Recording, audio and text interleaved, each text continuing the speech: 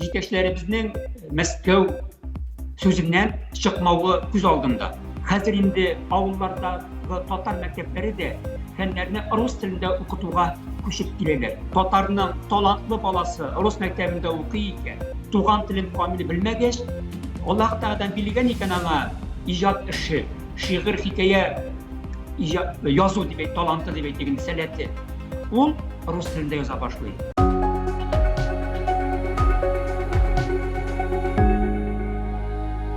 Апрель айы күпләрдә бер Татарстанда гына түгел, бар татарда да Тукай айы буларак та билгеләнә. 26 апрельдә Тукайның туган көне һәм соңгы елларда урнашкан матур гадәт буларак шушы көн уңаеннан татар телен олылау максатында ай буе төрле чаралар үткәрелә. Биредә әлбәттә Казанда Җәлил театры кырында уза торган шигърият бәйрәмен, Тукай бүләге ияләрен игълан итүне искә алырга кирәктер. Булар әле Совет чорында ук башланган гадәтләрдән. Соңрак аларга татар яшьләренең «Мин татарча сөйләшәм» акциясе өстәлде. Яшьләр шулай ук заманчарак татар дозор уенын оештыра, татар телен санга сукмаган дәүләт оешмаларына, бизнесларга «Тяжело с татарским» дигән антипремия тапшырыла. Төрле кичәләр, тамашалар үткәрелә. Шулай итеп, апрель айында татар теленә аңа ел әйләнәсе күрсәтеләсе тиешле хөрмәт мулдан күрсәтелә. Бүген минемчәдә янә татар теле турында сөйләшәбез. Кунагыбыз галим, укытучы, әдәбият белгече Әлфәт Закирҗанов. Галимҗан Ибраһимов институтының әдәбият белеме бүлеге мөдире. Моңардан тыш ул урыс мәктәпләре өчен чыгарылган татар әдәбияты дәреслекләре, татар теле һәм әдәбияты укытучылары өчен методик әсбаплар авторы да. Хуш килдегез, Әлфәт әфәнде. Хәерле көн, исәнмесез? Әлфәт әфәнде, керешемдә Тукай бүләген телгә алган идем, тиздән аның быелгы ияләре билгеле булачак. Шушы ылы бүләк кемнәргә тәтер дип уйлыйсыз? Мин үземә иң лаеклы бер генә кешене сайлап алырга тәкъдим итсәләр, мин Фатих Сафинны сайлап алыр идем. Ник дигәндә, бу үзеннән үзе башкалар белән чагыштырып карау, ниндидер нәтиҗәләр ясау таләп итәдер бәлки. Кыска гына мин моны мондайрак фикерләрем белән ачыкларга тырышар идем. Беләсезме, билгеле әлеге шәхесләр һәрбисенең үз урыны бар. Алай гына да түгел, менә бу 4 кеше бергә килгән вакытта мин бу язучының исемен атадым, Фатих Сафин исемен атадым. Алдагы елда шуларның ук кайберләре башка состав белән тәкъдим ителсә, мин икенче кешене булар арасында лаеклырак дип атарга мөмкиндер.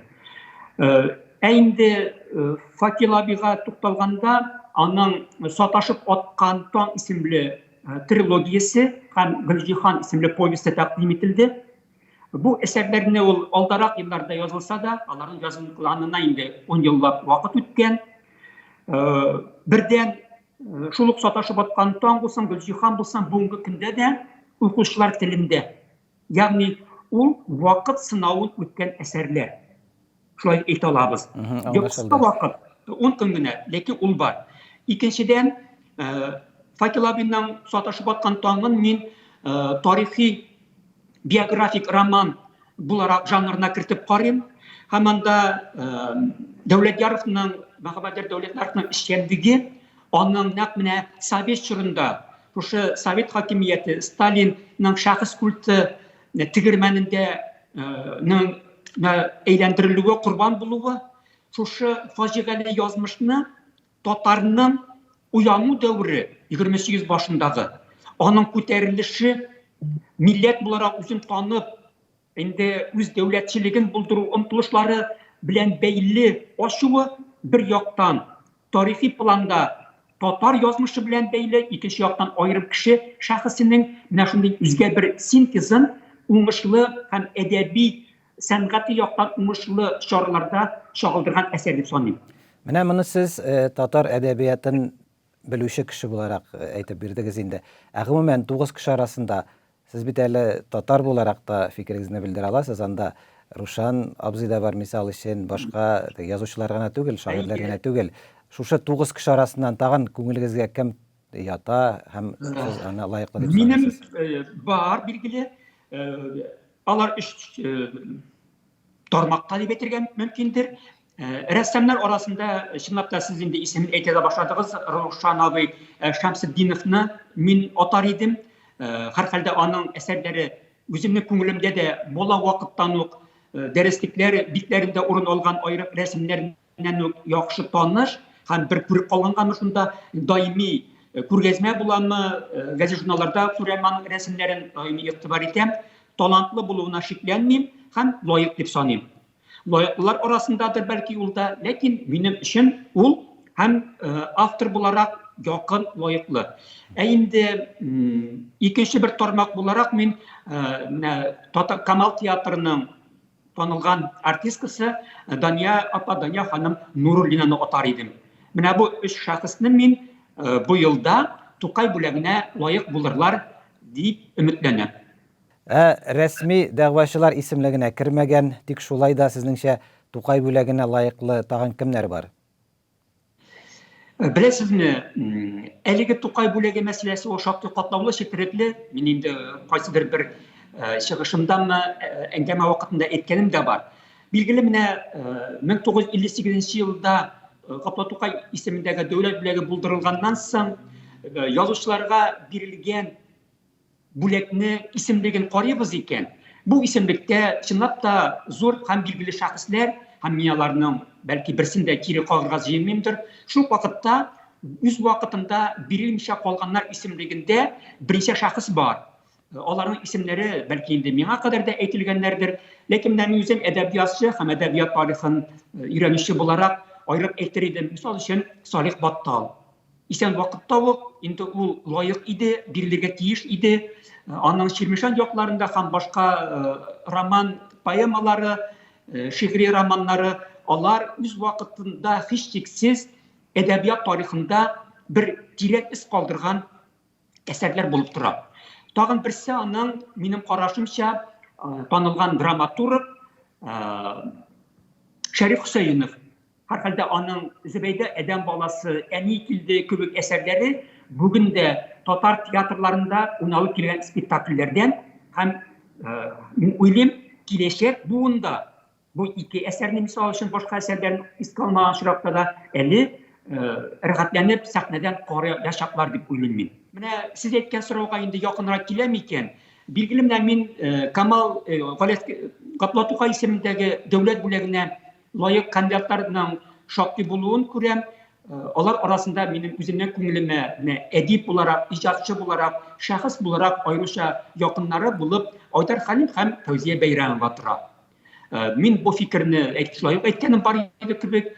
Her halde min edebiyatına 20. asır ahırı, 21. asır başta Tatar edebi medeni turmuşuna gaya zor ülüş kırkıp şunda üzerinden direkt iz kaldırgan hem eserleri bilen şun manasında minglegen okuşunun köngülün yavlap algan, onların turmuşta saylagan yollarına bilgili bir yığıntı yasagan şahıslar dep sanayım. Aydar abi Halim'nin şuluk iş ayaklı atından başlap dep ettim idi. Onun distelegen hikaye povestleri Fevziye Beyranova'nın yani 80'li yıllarda o keng tanılı algan bulun, Anasız Akçarlaklar, Kul balığı köbük eserlerinden alıp olga taba onun kırık sırt turunda yeyse bütün ilge dünyaya şeşilip yaşayan Tatar turmuşundan alıp yazılgan yarım dokumental, yarım publisistik eserleri bulsun. Yeyse songu vakitlerde icat etken Gülayza köbük romanı, yeyse mine Şengaz Aytmatov'un enisi Nagime Hanım Apa turundaki ona şu eseri etkilen türlü janr yağından türlü olar. Etken çok koysanın publisistik, koysa dokumental publisistik, lakin çiftçista edebi eserleri de bilende o tügesan etalmin 30'lar kına tügüldür kübük eserleri o Tatar edebiyatında bir bağana bulup dura bu iki şahıs. Alarga min uyum birlerge layıklı şahslar. Mine bu siz aytgan isimler oңайынан bu meselede de yani medeniyet ülkesindeki kazanışlar için buldurulgan Tukay bölegin kimge biru birmewde de tip rolünü hamanda siyaset oynay. Bir yaktan bu anlaşıla da bölekni devlet buldurgan. Hazır ise ul devletinin ideologiyası bir de indi söz Rusiya devleti turunda bara. татарның азатлыгы хөрлегенә бер дә якты чырай күрсәтмәүдән тора. Икенче яктан, җәмәгатьчелекнең бер өлеше милли азатлыкны яклап иҗат ителгән әсәрләрне дә тиешле итеп бүләкләүне кирәк саный. Менә мисал өчен сез әйткән Фәүзия Бәйрәмова, сезнеңчә ул Тукай бүләгенә лаеклы. Һәм бу уңайдан мин бер вакыйганы искә төшереп үтим әле. 10 апрель көнне Әлмәт шәһәрендә бер кызык чара узды. Анда милләтнең Тукай бүләге дип аталган аерым бер премия бирелде. Бу бүләк Татарстан мөслимәләренең Ихлас иҗтимагый оешмасы тарафыннан булдырылган, аның акчалата өлешен махсус хәйрия фонды ачып җыйганнар. Һәм дә оешма шушы бүләген милләт исеменнән язучы, тарихчы, җәмәгать эшлеклесе Фәүзия Бәйрәмовага бирергә дигән карар чыгарган. Кайбер милли активистларның дәүләткә өмете бетеп, милли эшләрне менә шулай үз кулына ала башлауына ничек карыйсыз? Билгеле бер дәрәҗәдә менә бу сез әлегә әйткән фикерләрнең дәвамы булып тора, мин белән килешәм. Бу чынлап та әлеге ике шәхеснең татар дөньясындагы, татар җәмәгатьчелегендәге урынны, аларның ролен бәяләү хөкүмәт тарафыннан тиешенчә бәяләнмәвенең бер чагылышы. Әгәр дә инде киң җәмәгатьчелек яисә шул иҗтимагый оешмалар тарафыннан аларның эшчәнлеге күтәрелә, бәяләнә һәм укучыларга тәкъдим ителә икән, бу һичшиксез хуплана торган күренеш. Демәк, аларның иҗаты, аларның шәхесе турында тагын башка укучыларга да мәгълүмат бирелә. Аларның күңелендә бу шәхесләргә кызыксыну тудырып, иҗатларына китерә икән, моңа бары тик сөенергә генә кала.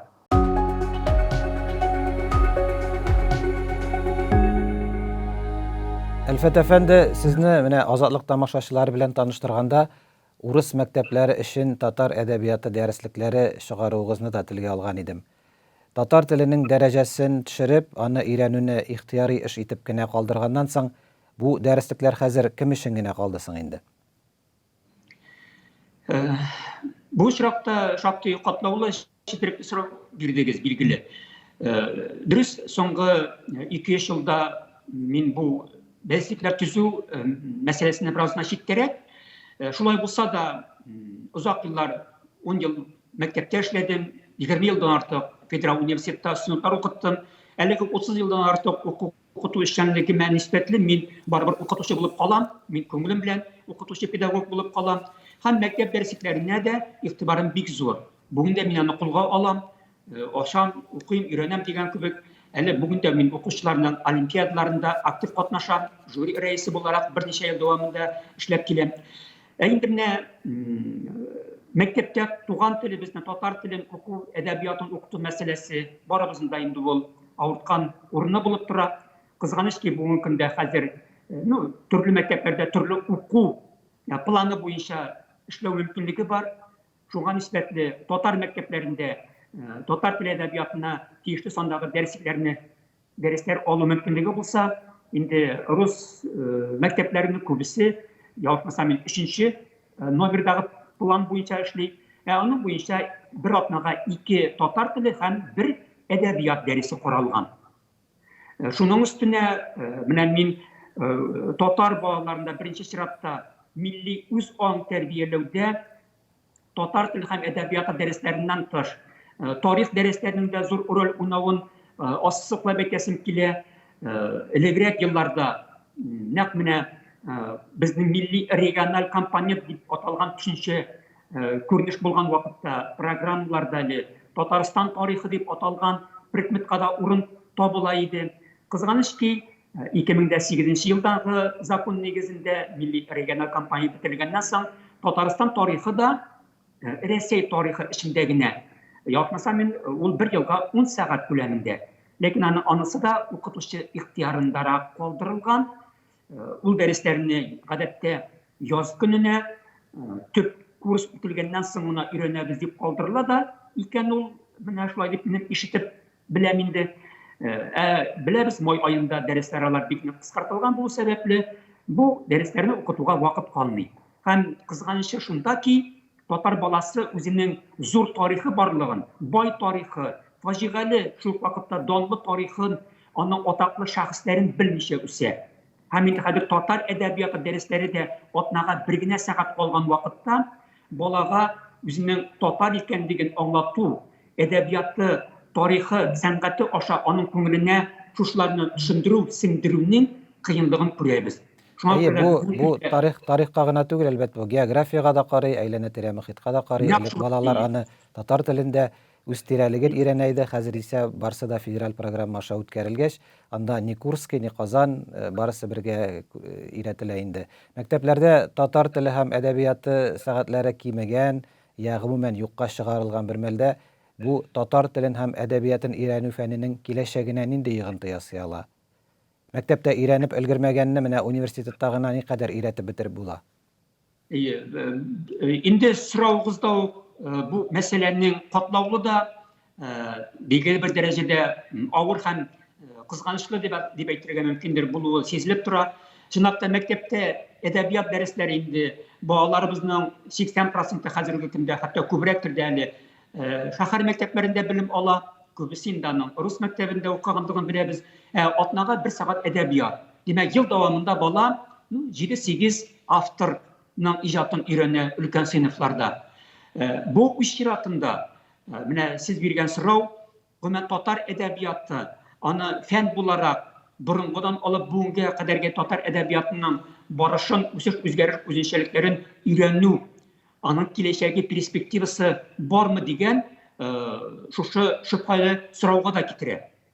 Дөрес, Аллаһка шөкер, бүгенге көндә безнең институт һәм аның әдәбият белеме бүлеге, шулай ук текстология бүлегеләрендә без моннан әле безнең кулъязма мирасына өйрәнә торган бүлегебез бар. Аларда борынгы урта гасырлардан бүгенгә кадәрге татар әдәбияты без нигездә, фәнни нигездә өйрәнүне максат итәбез. Шул вакытта соңгы берничә елда дип әйтимме, 5-6 ел, бәлки күбрәктер дә инде татар әдәбияты фәненә килүче яшьләребезнең аз булуы күз алдында. Дәүләт федераль университетта булсын, безнең институтта булсын, аспирантура бүлеге эшләп килә. Әмма Рәсәйнең менә шушы бакалавриат системасына күчүе шуңа нисбәтле студентларыбыз 4 ел укыганнан соң яңадан 2 ел укырга мәҗбүр булуы, аннан соң инде аспирантурага керү мөмкинлеге туса да тагын 3 ел аспирантурада уку, күбек әнә шундый 3 баскычлы белем алу бик зур зыян китерде. Сездә статистика бармы берәр төрле? Менә бу аспирантлар санына күз салсак, 3 ел элек ничек иде, былтыр ничек булды, быел ничек көтелә? Дөресрәге беләсезме, Кәрим, болай дип әйтер идем. Менә моннан 10 ел элек белән чагыштырыр идем. Билгеле ул як белән, ул еллар белән чагыштыру мөмкин дә түгелдер. Соңгы 3 елда менә мин хезмәт итә торган, мин җитәкчелек итә торган әдәбият белеме бүлегеннән килүче аспирантлар саны аз. Әйтик, 3нче ел бездә 2 иде, үткән ел 2 килдәнең да берсе китте. Менә быел 20 елда була инде көз көне укырга керәләр бит, август айында укырга керәләр. Безнең бүлеккә укырга керүче аспирант булмады. Гәрчә белдерүләр дип әйтимме, сайтларда эленеп куелган, әлеге аспирант ул ел дәвамында 6000 сум стипендия алып укый ала, кызганыч теләүче булмады. Менә без быел инде Казан федераль университетында тамамлаучы студентлар белән билгеле бер дәрәҗәдә сөйләшүләр алып барабыз. Бәлки кызыксынучылар булыр дигән өметтә яшибез. Әмма ничек кенә булмасын, татар әдәбияты, татар фәне белән кызыксынучы һәм аның аңа инде хезмәт итәргә әзер, шуңа күңеле белән инанып килүчеләр көннән-көн азайганнан азая бара.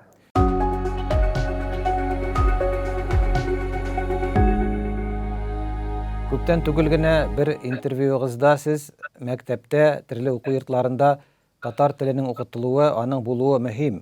Әгәр дә бала татар булып, үз туган телен белеп үсә икән, димәк ул татар әдәбиятына килә. Кызганыч, бүген татар мәктәпләре кими, балалар рус мәктәпләрендә белем ала, талантлы бала рус телендә яза дип белдергән идегез. Моның куркынышы нидә? Сез аны сөйли башладыгыз инде, менә Куркыныч нәрсәдә? Алдагы елларда безне ни көтә мондый вазгыятьтә? Білесізме, менә бұл сұрау ол өзінен өзі татар әдәбиятының бүгінгісі һәм киләчәк деген сұрауға китерә.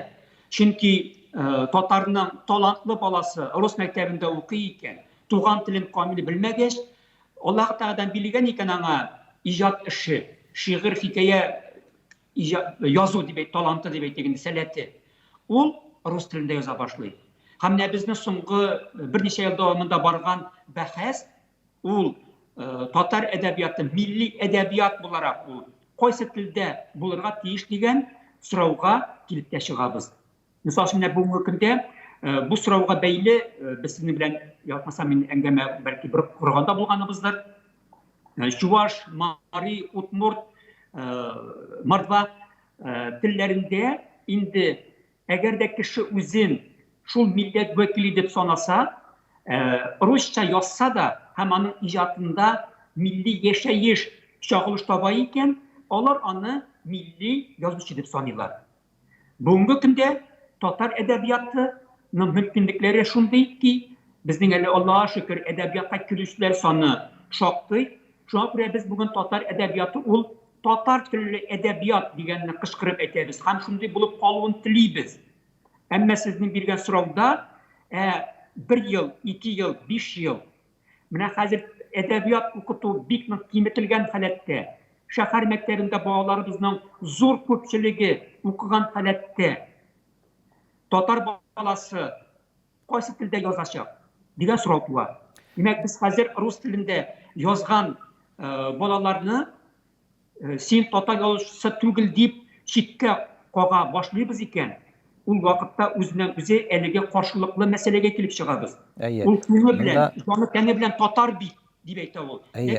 Монда бит мәсьәлә язу гына түгел, хәзерге татар яшьләре гомумән урысча уйлый башлады. Ягъни тел примитив калькалар, урысча кырылган җөмләләр белән тулы. Бу нәрсә, кытылгысыз чынбарлыкмы? Бүгенге без кызганыч ки шундый. Чынлап та татар телен камил белүчеләр азайганнан азая бара. Игътибар итегез, менә Татарстан телевидениесен гына алып карыйбыз икән без, интервью әңгәмә куру өчен журналистлар татар телендә камил сөйләшә белә торган җитәкченеме, яисә берәр зыялынымы таба алмыйча аптырыйлар. Аның сүзләрен еш кына төзәтеп, татарчалаштырып әйтергә мәҗбүр булалар. Әле ул бит сайлап алынганнан соң, чис тартылганнан соң яңгыраган фикер. Димәк, чынбарлыкта тагы да начаррак дигән сүз. Менә бу сез әйткән сорау, бүгенге көндә балаларыбызның татар телен камил белмәүе һәм бу хәлнең зурая барган кар күмәре төсле арта баруы безгә барыбызга да борчу тудыра. Димәк, татар теленең көндәлек тормышыбызда кулланылышы кими. Ул сез әйткәндәй, шул 100-150 сүзгә генә кайтып кала. Димәк, хәзер инде Әмирхан Елике, Аяз Гилажев, Ясә Тукайның гаҗәеп матур җыр һәм телен бөтен байлыгында, бөтен тәмендә, тулылыгында аңлаучы, кабул итүчедә кимеп бара дигән сүз бу.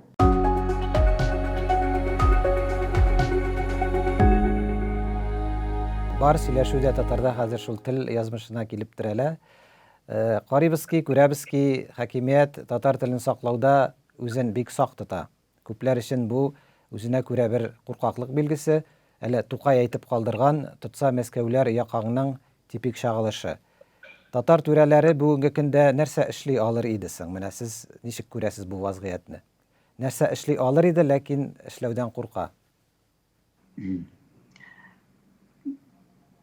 Белмим дип әйтүдән башлыйм икән, беләсезме, сорауда бер-ике мәсьәләне аерып кую бәлки кирәктер. Бер яктан караганда, чынлап та без Рәсәй дәүләте составындагы Татарстан буларак җитәкчеләребезнең Мәскәү сүзеннән чыкмавы күз алдында. Әлеге дә баягы шул милли региональ компания бетерелүме, яисә 2017 елдагы әлеге телләргә мәктәптә укытылуга бәйле барган чын мәгънәсендә һөҗүм дип әйтикме, яисә аны таркату дип әйтикме, ул җитәкчелек тарафыннан кире кагыла алмады. Инде менә быел Татарстанда туган телләр елы уңайыннан татар теленә булган игътибар һәм ихтирамның күз алдында булуын күрәбез. Ул күпмедер дәрәҗәдә безнең элекке үкенечләребезгә дә искә төшерә. Нигә соң менә шушы хәл-халәт президентыбыздан алып һәрбер министр үзенең чыгышында 2-3 абзац фикерен булса да, кәгазьдән карап укыган фикерен булса да, ни өчен татар телендә моңа кадәр әйтмәде соң? Быел гына әйтә башлады. 30 ел буе кайда йөрделәр соң? Нигә бу мәсьәлә шулай бөтен кискенлеге белән куелмады? Була икән бит. Татарчада сөйләшеп, залда утыручылар да моны бик әйбәт кенә кабул итә икән бит дигән фикер туа. Ягъни бүгенге көндә нәрсә әйткән сорау, түрәләребез, җитәкчеләребез нәрсә эшли ала? Аларны эшли алулары менә үз урынында. Мин әле җитәкче булу өстенә, мин милләт парвар кеше, мин татар телен, туган телемне яратам. Шуңа күрә мин рус телендә сөйләшү белән бергә, үз телемдә дә коллегаларым белән аралаша алам дигәнне әйтү дә бик зур әйбер. Кайбер милли активистлар бик тиз ашыгыш эшләнә торган эшләр арасында мисал өчен моны тәкъдим итә. Татарда, Казанда гына түгел, татар районнарында да бигрәк тә ул элекке мәгариф министры Фаттахов заманында чын мәгънәсендә тикшерелә, реальләш ничектер гамәлгә дә куела башлаган иде. Идеясе шул, ниндер төпле татар мәктәпләре кирәк, гимназиялары кирәк, татарча гына укыткан, татар эшләре алып барган. Мисал өчен Казанда андый мисаллар бар, ләкин татарга бик бәйле түгел. Әйтик, Яһүд мәктәбе барында бик әйбәт эшләп килә. Моңардан тыш православ гимназиясе ачтылар, ул да шул ук принципта корылган. Менә татар телендә эшләгән андый ниләр, кирмәннәр, менә тел кирмәннәре һаман да юк. Алар кирәкме? Сез ничек карыйсыз бу идеяга? Беләсезме, менә без һәр сорауга бәйле бүгенге шартлар, бүгенге мөхит дигәннән этәрелеп китәбез. Бүгенге мөхит шундый ки, хәзер инде авыллардагы татар мәктәпләре дә фәннәрне рус телендә укытуга күчеп киләләр. Бу күз алдыбызда моны һәркем белә. Һәм ата-аналарның теләге белән эшләнелә, моңа каршы килеп тә булмый. Чөнки баланың, ата-ананың баласы рус телен һәм математиканы 11-нче сыйныфта тәмамлаганда рус теленнән бирергә кирәк. Ул шуннан чыгып эш йөртә. Шуннан чыгып караган вакытта күрәсең, без хәзер шундый шартларга куелган ки, әлеге законнарны кире кайтарып булмый дигән кебек, шуңа күрә яисә дәүләт имтиханнары рус телендә бирелү шартларында укыту инде ул төп предметларны, яисә имтихан бирәсе предметларны татар телендә укыту мөмкинлеге кими бара, димәк алар рус телендә укытылачак. Шундый шартларда күрәсең, менә соңгы вакытта популярлашып киткән полилингвал мәктәпләр күрәсең өстенлекләр дип таныйм мин. Һәр хәлдә аларга белән ата-аналарның кызыксынуы бар. Аларда татар телен укытуга каршы килү юк. Баланың татар телен белүе бит ата-ана каршы килми. Ул бары тик үзенең баласының мәктәпне тәмамлап чыкканда яхшы белем алып, имтиханнарны уңышлы тапшырып чыгуын тели. Инде өстәмә рәвештә чит телне яисә инглиз телендә өйрәнә икән, монысы бары тик күркәм күренеш кенә дип саныйм. Әнә шул рәвешле мин уйлыйм, татар мәктәпләреннән бигрәк шушы 3 телдә яисә 4 телдә белем бирә торган полилингвал мәктәпләрнең киләчәге бардыр. Безгә хәзер шушы мәктәпләрне яклау, саклау һәм аларда татар теленең урынын яклау, саклау, татар телендә берничә генә предметның булса да укытылуын яклау, саклау, шуңа кертүгә ирешү алдагы мөһим чара кебек тоела. Әлфәт әфәнде, бүгенге сөйләшүдә катнашуыгыз өчен бик зур рәхмәт. Сезне алдан ук татарның ана теле көне, Тукай туган көне белән тәбриклибез. Ул көн быел да озак истә калырлык матур чаралар белән үтәр дигән өметтә калабыз. Бик зур рәхмәт сезгә. Исән сау булыйк. Бүгенге әңгәмәдәшебез белән сөйләшкәндә татар теленә, әдәбиятына бәйле шактый гына проблемалар күтәрелсә дә, мин барыбер без әле бәхетле икән. Менә шул проблемаларны барлап, аларны хәл итү юлларын эзләп, фикер алышырлык галимнәребез бар бит дип утырдым. Алдағы 5-10 елда ничек булыр, менә монысы инде зур сорау билгесе белән кала бирә. Кемдә нинди җавап бар моңа? Фикерләрегезне Азатлык сәхифәсендә, аның социаль челтәрләрендә калдырыгыз, дуслар. Әлегә хуш, сау булыгыз.